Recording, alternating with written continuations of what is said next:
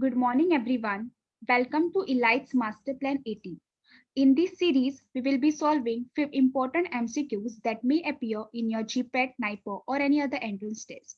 So today, in this session, we will be solving 5 important MCQs on physical pharmacy. So now, let's start with today's session. Question number 1.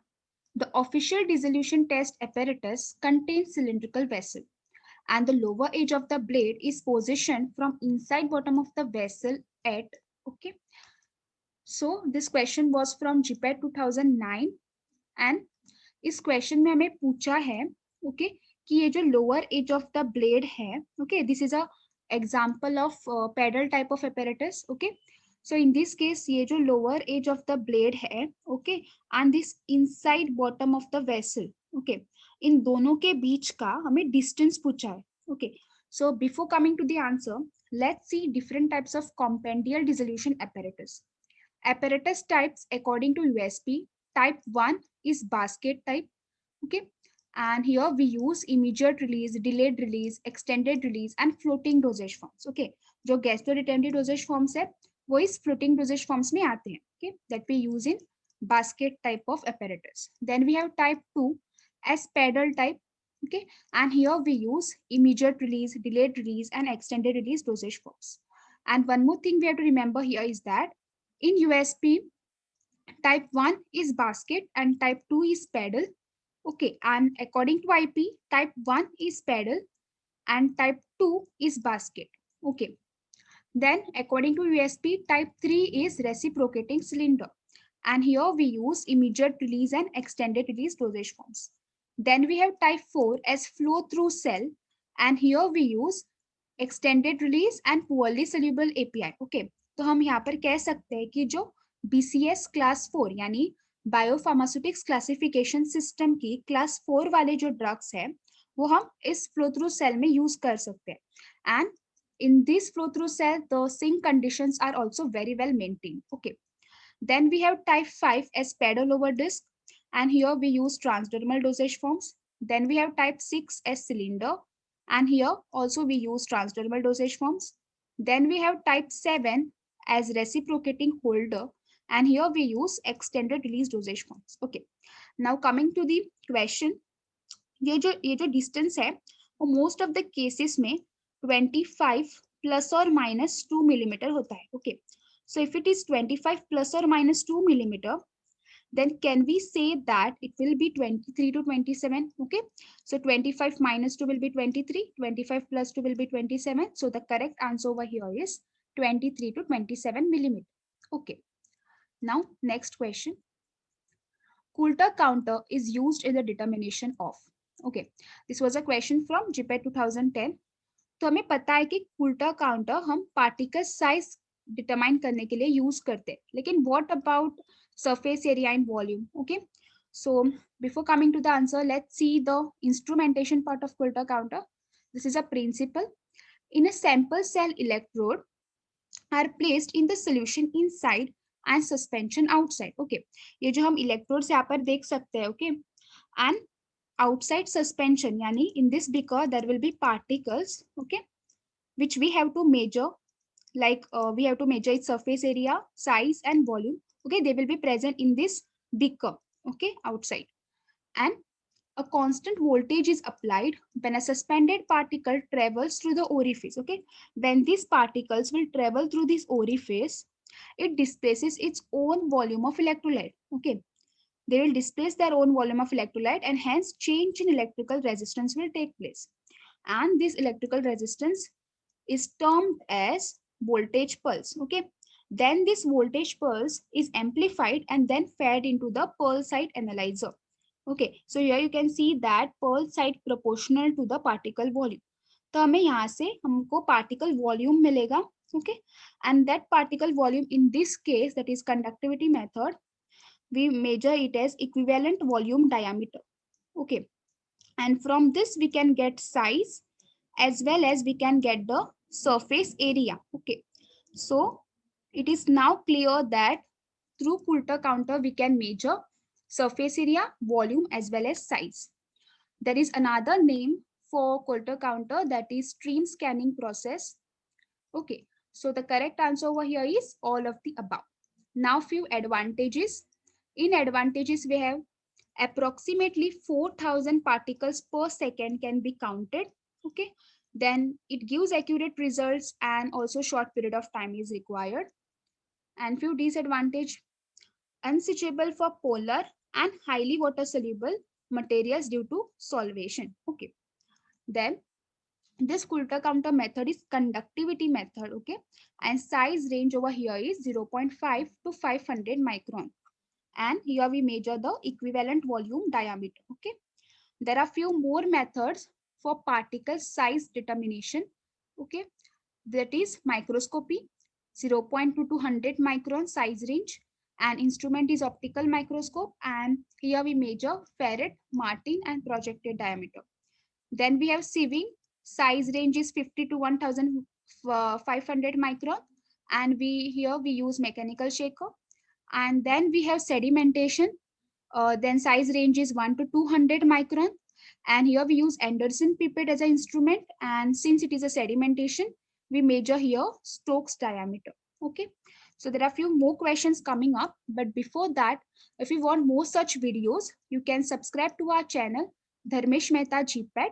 You can press the bell icon and you will be notified every time a video is posted. And we also run a free WhatsApp group, so if you want to join us on free WhatsApp group, or if you want to join the classes, you can contact on these numbers and you can mention your name, your college name, and we will do the needful. Okay, now next question: the temperature condition for storage of drug products under cold temperature is given as. Okay, this was a question from GPAT 2010. Okay, और इस question में हमें पूछा है कि what is the temperature condition for storage, okay, when they are stored under cold temperature. Okay, so there are different terms for different temperature ranges. So first we'll see the different terms. So first is temperature between 8 degrees Celsius and 25 degrees Celsius is called as cool temperature. Okay, there are more terms, okay, such as room temperature, that is the temperature prevailing in the working area. Then we have warm temperature, that is between 30 degrees Celsius to 40 degrees Celsius. Excessive heat, yani more than 40 degrees Celsius. And deep freezing is minus 20 degrees Celsius. Okay, and the temperature between 2 degrees Celsius and 8 degrees Celsius is called as cold temperature. Okay, so the correct answer for this question will be cold temperature, that is temperature between 2 degrees Celsius and 8 degrees Celsius. Okay, now next question: drugs in suspensions and semi-solid formulation always degraded by. Okay, so this was a question from GPAT 2010, and these are the options: first order kinetics, second order kinetics, zero order kinetics, and non-linear kinetics. First, we will see the different examples. Okay, for first order kinetics, the example is decomposition of hydrogen peroxide catalyzed by 0.02 molar of potassium iodide. Okay, and the biological examples are absorption, distribution, metabolism, excretion of the drug. Okay, they all follow the first order kinetics. Then second order kinetics के लिए example है alkaline hydrolysis of esters such as methyl acetate or ethyl acetate. Okay, and for non-linear kinetics it is a carrier mediated transport. और जो Michaelis Menten equation है वो हम इसको represent करने के लिए use करते हैं, right? And so the correct answer over here will be zero order kinetics. Okay, the drugs in suspension and semi-solid formulation are always degraded by zero order kinetics. Now few more examples of pseudo zero order reaction will be solid state decomposition. Okay, pseudo zero order yani actually it is first order, but under certain condition it will behave as a zero order reaction. Okay, then we have pseudo first order reaction. Okay, in this case it is actually a second order reaction, but under certain experimental condition it will behave as a first order. Okay, now in this case example is hydrolysis, that is inversion of sucrose to glucose and fructose in aqueous solution catalyzed by acid where water is in large excess. Okay, now we will see few more important tables. Okay, So this is a summary of kinetics of zero order, first order and second order reactions. Okay, this can come for calculation part. So for zero order, we have concentration time equation as concentration of A at any time t is equal to concentration of A, initial concentration of A minus kT. Okay, and half-life is A naught, that is initial concentration of A divided by 2K. Then we have for first order concentration time equation as ln A, that is concentration at any time t, is equal to ln A naught minus kT, and t half over here is ln 2 by k, or we can also write here as 0.693 by k. Then for second order, we have equation as 1 by A, concentration of A is equal to 1 by initial concentration of A plus kT, and t half as 1 by k into initial concentration of A. Okay, and these are the units of rate constant. Okay, so for zero order, we have moles per liter per second. Okay, then for first order, it is per second, and for second order, it is per mole liter per second. Okay, so these are the things we have to remember. Then next question, the degree of flocculation of a suspension is 1.5. Okay, and the sedimentation volume is 0.75.